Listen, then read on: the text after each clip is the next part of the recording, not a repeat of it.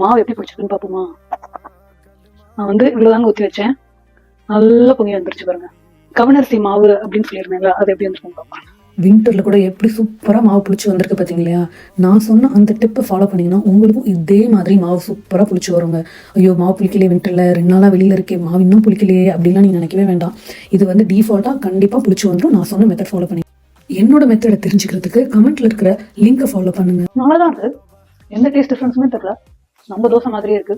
Try பண்ணி பார்த்துட்டு சொல்லுங்க எப்படி இருக்கணும். ஓஹோ, மெஷர்மெண்ட் சொல்லலையா. 1 கப் இட்லி அரிசி, 1 கப் கவனரிசி, இதுக்கு 2க்கு 1/2 கப் வந்து உளுந்து.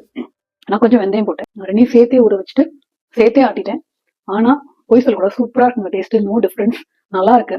நம்ம நார்மல் தோசை இருக்கு அதே டேஸ்ட் தான், அந்த கவனரிசில இருந்து எக்ஸ்ட்ரா டேஸ்ட்லாம் எதுவுமே வரல, கலர் மட்டும் தான் மாறி இருக்கு. It's good. நீங்க ட்ரை பண்ணிட்டு சொல்லுங்க. ஓகேவா, பாய்.